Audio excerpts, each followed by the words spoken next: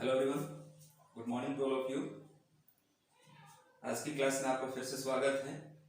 कल की क्लास में हमने प्रेजेंट सिंपल टेंस के कुछ रूल्स स्टडी किए थे। उसके बाद में हमने पॉजिटिव सेंटेंस है उसके 2 सेंटेंस भी प्रैक्टिस किए थे। ओके, आज की क्लास में हम थोड़ा सा टेंस को आगे बढ़ाते हैं और इसका पार्ट 2 जो है वो हम स्टडी करने वाले हैं। ओके, कौन सा पार्ट स्टडी करेंगे आज? इसका सेकंड पार्ट स्टडी करेंगे और सेकंड पार्ट में हम नेगेटिव सेंटेंस और आगे वाले कुछ सेंटेंस के बारे में स्टडी करेंगे। ओके, तो देखते हैं इसका नेगेटिव सेंटेंस। ओके, सबसे पहले आपको नेगेटिव सेंटेंस जो है उसका स्ट्रक्चर वो जो है हमें देखना है। नेगेटिव सेंटेंस जिसको हिंदी में हम कहते हैं नकारात्मक वाक्य। ओके, रूल हमने स्टडी कर लिए हैं पहले, फिर भी एक बार थोड़ा सा मैं आपको और बता देता हूं कि इसके अंदर हमें क्या करना होता है। इसके अंदर जो हेल्पिंग वर्ब है वो हेल्पिंग वर्ब डू और डज, ठीक है। और इसके साथ में हम जो है वो नॉट का यूज करते हैं और इसके साथ में कौन सा फॉर्म लगाते हैं? फर्स्ट फॉर्म लगाते हैं। Is that clear? अब हमें इसका स्ट्रक्चर बनाना है, तो स्ट्रक्चर हम कैसे बनाएंगे देखिएगा। सबसे पहले हम क्या करेंगे, इसमें सबसे पहले हमें यूज करना होता है सब्जेक्ट। क्या यूज करना होता है? सब्जेक्ट। सब्जेक्ट के बाद में हेल्पिंग वर्ब आ जाएगी। इसके बाद में नेगेटिव सेंटेंस बना रहे हैं तो किसका यूज करेंगे हम? नॉट का यूज करेंगे। इसके बाद इसमें वर्ब की फर्स्ट फॉर्म का यूज किया जाएगा और इसके जस्ट बाद में हम इसमें यूज करेंगे ऑब्जेक्ट और उसके बाद में रेस्ट ऑफ थिंग्स या रिमेनिंग जो भी पार्ट होगा उसमें आ जाएगा। क्लियर? सेंटेंस देखते हैं। सेंटेंस नंबर 1, मैं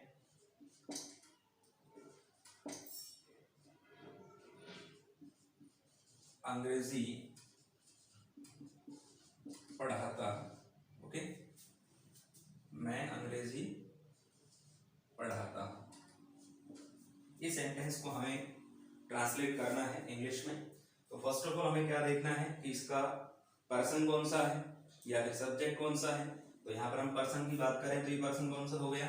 फर्स्ट पर्सन सिंगुलर। ओके, अब यहाँ पर हमने सेंटेंस क्या लिखा है? सेंटेंस हमने क्या लिखा है?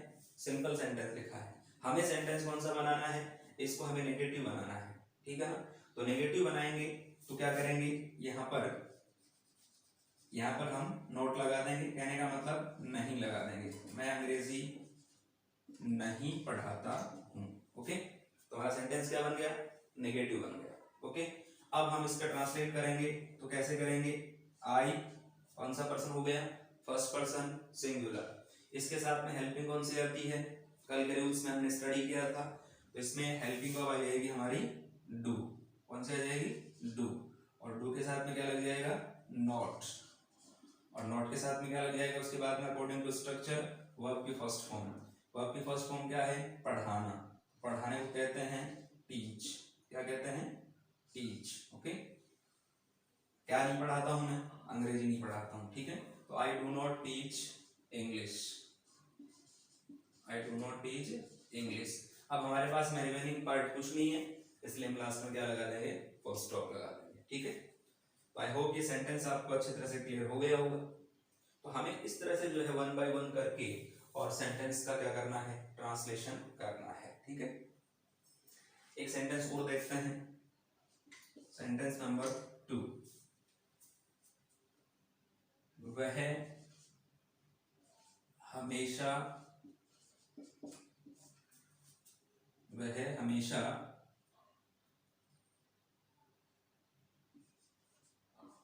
सत्य नहीं बोलता है। वह हमेशा सत्य नहीं बोलता है, ठीक है। तो यहाँ पर सब्जेक्ट क्या हो गया? वह को इंग्लिश में क्या कहते हैं? ही। हमेशा ये एडवर्ब है, इसका इंग्लिश में ट्रांसलेशन क्या होता है? हमेशा को इंग्लिश में कहते हैं ऑलवेज। सत्य ट्रूथ हो गया, नेगेटिव सेंटेंस के लिए यहाँ पर हम जो है नहीं का यूज करते हैं, इंग्लिश में नॉट लगा देंगे। बोलना है, बोलना क्या है, वर्ब है, ठीक है ना, और ता है, आप जानते हैं अच्छी तरह से ये पहचान है, ठीक है। तो इसका हम ट्रांसलेशन करेंगे, तो कैसे करेंगे देखिएगा। सबसे पहले ही, ओके, सबसे पहले ही, इसके जस्ट बाद में बोलने को क्या कहते हैं, स्पीक कहते हैं। लेकिन हमें यहाँ क्या करना है, सबसे पहले ही के जस्ट बाद में हमें अकॉर्डिंग टू पोजीशन हमें क्या लगाना है, एडवर्ब लगाना है। हर एडवर्ब की अपनी पोजीशन होती है। कोई एडवर्ब जो है सब्जेक्ट के बाद आता है, कोई एडवर्ब जो है लास्ट में आता है, कोई मिड में आता है, ठीक है ना। तो ये सेंटेंस की पोजीशन होती है, ओके। फ्रंट पोजीशन, फिर मिड पोजीशन होती है, उसके बाद में एंड पोजीशन होती है। फ्रंट का मतलब सबसे पहले, ठीक है ना। मिड का मतलब बीच में भी कोई एडवर्ब आ सकता है, और एंड का मतलब सेंटेंस के लास्ट में भी कोई एडवर्ब आ सकता है। तो यहाँ पर इसकी पोजीशन है वो फर्स्ट में ही है, तो ही, और सबसे पहले यहाँ पर ही के बाद में क्या करेंगे, हम नेगेटिव सेंटेंस बनाने के लिए हेल्पिंग का यूज करेंगे। तो ही डज नॉट, अब देखना अभी हम एडवर्ब को छोड़ रहे हैं फिलहाल, उसके बाद हम इसका जो प्लेस है वो डिसाइड करेंगे। He does not speak the truth, he does not speak the truth, okay. अब यहाँ पर यदि हम इसको सेंटेंस को सिंपल बनाते हैं, तब अगर किसी एडवर्ब को हम ढंग से मान लो सेटअप नहीं कर पाते हैं, तो उसके लिए हमें सिंपल सेंटेंस को देख लेना चाहिए पहले। सिंपल सेंटेंस क्या होता है इसका, he always speaks the truth, he always speaks the truth। तो हमने सेंटेंस में एडवर्ब को कहाँ रखा, सब्जेक्ट के बाद रखा, ठीक है। तो यहाँ पर हम कहाँ रख सकते हैं, he always does not speak the truth, यहाँ भी कर सकते हैं। और फिर कहाँ करेंगे, अकॉर्डिंग टू सिचुएशन या according to position. he does always not तो कर नहीं सकते, तो हमें सबसे पहले इसको यहीं लगाना पड़ेगा, he always does not speak the truth, okay. तो यहाँ पर इसका जो प्लेस है वो हम यहीं डिसाइड कर देते हैं अकॉर्डिंग टू पोजीशन, ओके। तो ये सबसे पहले हम क्या लिखेंगे यहाँ पर, he always does not speak the truth, he always does not speak the truth, okay. इस प्रकार से हमारा ये सेंटेंस कंफर्म हो गया। तो आई होप ये आपको सेंटेंस समझ में आ गया होगा। इस तरह से हम सेंटेंस की जो है फ्रेमिंग करते चलेंगे और आपको अच्छी तरह समझ में आता रहेगा, ठीक है। अब यहाँ पर यदि इस एडवर्ब को हम यहाँ लगाते हैं तो भी कोई दिक्कत वाली बात नहीं है। he does not always speak the truth, कोई दिक्कत नहीं है। अगर आपको मान लो यहाँ पर थोड़ा सा यूं ये लग रहा है कि ये सेट नहीं हो पा रहा है, तो यहाँ पर हम इसको कहाँ लगा सकते हैं, यहाँ भी लगा सकते हैं डज नॉट, और यहाँ पर हम इसको लगा देंगे always speak the truth, okay. He does not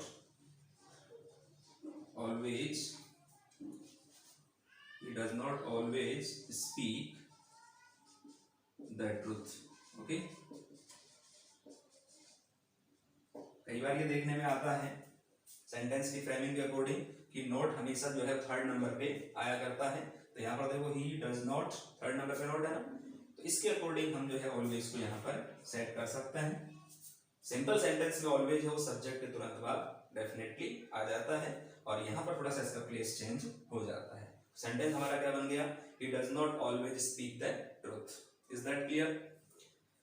okay, तो यहाँ पर हमने सेंटेंस देखे, 2 टाइप्स के सेंटेंस हमने देख लिए हैं। इसके बाद हम जो थर्ड टाइप का सेंटेंस है उसको देखते हैं, और थर्ड टाइप का सेंटेंस कौन सा है, इंट्रोगेटिव सेंटेंस है, ठीक है। तो ये आपको क्लियर हो गया। इसके बाद हम सेंटेंस देखते हैं थर्ड टाइप का सेंटेंस, इसको इंट्रोगेटिव सेंटेंस हम कहते हैं, ठीक है। तो वो हम देखते हैं अभी इंट्रोगेटिव सेंटेंस, ठीक है। ये भी स्ट्रक्चर भी हमें थोड़ा सा चेंज करना पड़ेगा, और उसके बाद हमें जो है सेंटेंस की फ्रेमिंग करनी पड़ेगी। तो देखो हमारा हमारा सेंटेंस है नेक्स्ट वाला, वो है इंट्रोगेटिव,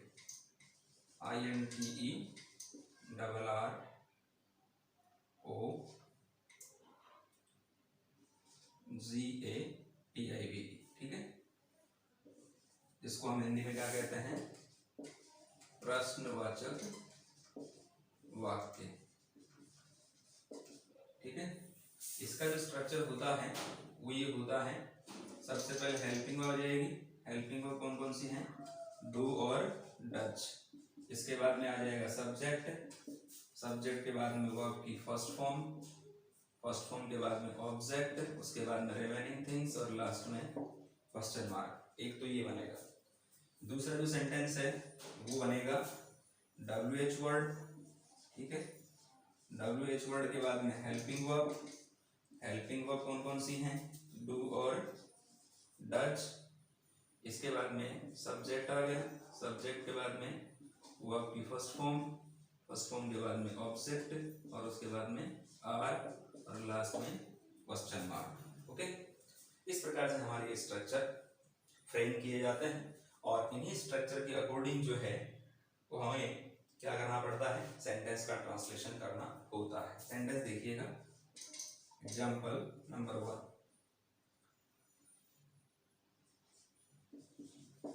हरि प्रतिदिन, हरि प्रतिदिन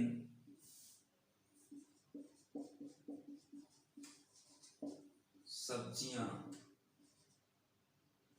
बेचता है, ठीक है। अभी हमने सेंटेंस सिंपल किया है, अभी सेंटेंस को हम क्या बनाएंगे, इंट्रोगेटिव बनाएंगे। तो सबसे पहले हम क्या लगा देंगे, क्या लगा देंगे, ठीक है। इंट्रोगेटिव सेंटेंस 2 टाइप से फ्रेम होते हैं, एक तो हेल्पिंग से फ्रेम होता है, दूसरा WH वर्ड से फ्रेम होता है। तो ये सबसे पहला वाला कौन सा है, हेल्पिंग वर्ब से बनने वाला सेंटेंस है ये।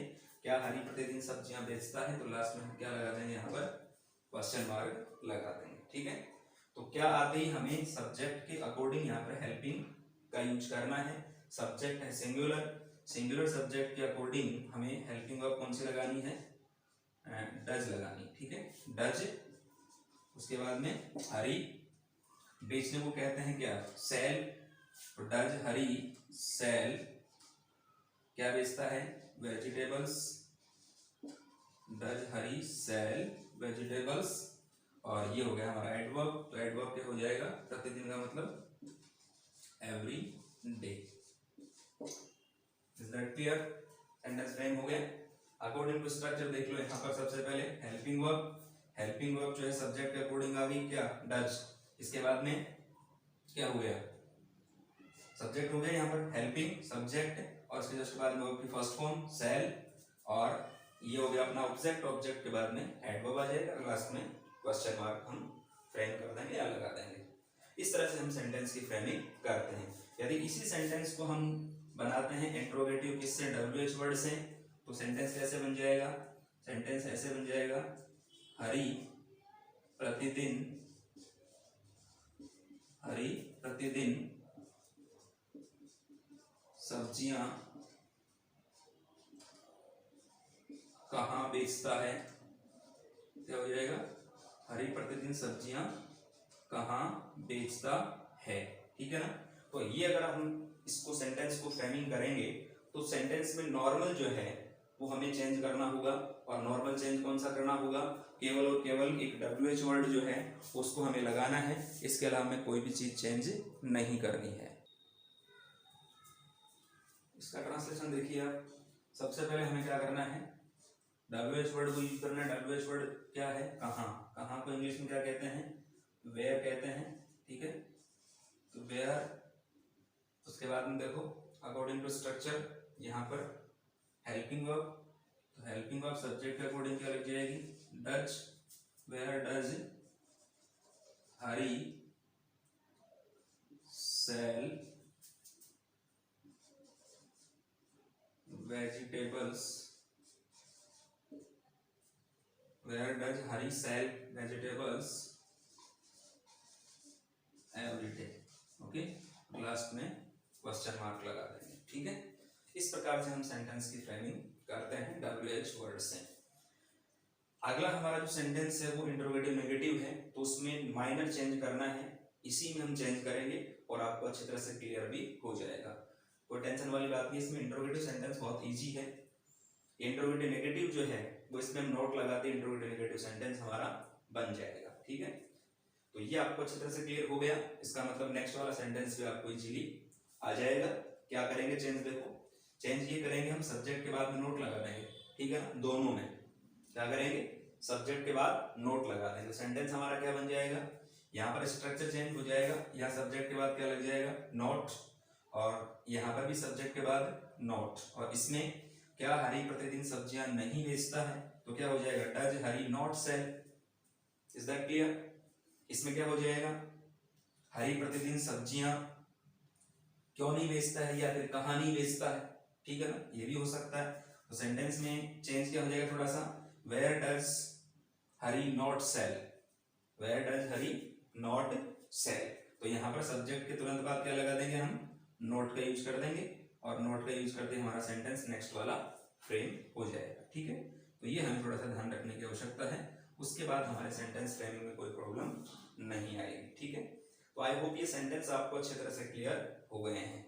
नेक्स्ट वाला जो सेंटेंस है मैंने बता दिया अभी आपको, स्ट्रक्चर आप इजीली चेंज कर सकते हैं। क्या करेंगे, इस सेंटेंस को मान लो हमें क्या बनाना है, इंट्रोगेटिव प्लस इसको हमें बनाना है नेगेटिव, इंट्रोगेटिव नेगेटिव, तो प्रश्नवाचक और सेंटेंस का नाम क्या चेंज हो जाएगा, प्रश्नवाचक नकारात्मक। ठीक है, अब यहाँ पर हम चेंज क्या करेंगे, यहाँ पर हम चेंज कर देंगे ये प्लस, और यहाँ क्या लगा देंगे हम, नोट का यूज कर देंगे, प्लस नोट, और ये वर्ब की फर्स्ट फॉर्म। ठीक है, और यहाँ पर भी क्या कर देंगे, यहाँ पर भी सब्जेक्ट के बाद क्या लगा देंगे हम, नोट का यूज कर देंगे, और फिर क्या लगा देंगे, प्लस वर्ब की फर्स्ट फॉर्म। ठीक है, तो हमारा नेक्स्ट वाला सेंटेंस जो है वो फ्रेम हो जाएगा। ठीक है, और यहाँ पर क्या, हरी प्रतिदिन सब्जियां नहीं बेचता है, ठीक है ना, तो ये हम यहाँ पर नहीं लगा दिया, और सेंटेंस जो है वो नेक्स्ट वाला फ्रेम हो गया। ठीक है, ये हो जाएगा, तो डज हरी, अब यहाँ पर डज हरी, और ये नोट हो गया, नोट, और ये sell, does Hari not sell vegetables everyday, और इसमें भी ऐसा ही करना पड़ेगा आपको, वेयर डज हरी, और यहाँ पर हम क्या लगा देंगे, नॉट, और ये वर्ब की फर्स्ट फॉर्म हो जाएगी, और उसके बाद में ये है ऑब्जेक्ट। ठीक है, तो where does Hari not sell vegetables everyday, तो हमारा नेक्स्ट वाला सेंटेंस फ्रेम हो गया, कौन सा, इंट्रोगेटिव प्लस नेगेटिव सेंटेंस। ठीक है, तो आई होप आपको सारे सेंटेंस समझ में आ गए हैं। हम नेक्स्ट पार्ट में जो है इस टेंस के कुछ यूजेस हैं, उन यूजेस के बारे में स्टडी करेंगे। तब तक आप इन सेंटेंस की प्रैक्टिस करेंगे, कम से कम आपको 10 to 15 सेंटेंस की प्रैक्टिस इस तरह से करनी है। फिर भी कोई प्रॉब्लम होती है तो आप कमेंट बॉक्स में पूछ सकते हैं, और डायरेक्ट भी आप पूछ सकते हैं। ठीक है, तो आपको इस प्रकार से सेंटेंस की फ्रेमिंग अच्छी तरह से करनी है। मिलते हैं नेक्स्ट क्लास में इस टेंस के यूजेस को लेकर के, तब तक आप इनकी सेंटेंस की प्रैक्टिस करते रहिएगा। Okay, thank you very much, have a nice day, have a good day, stay home, stay safe.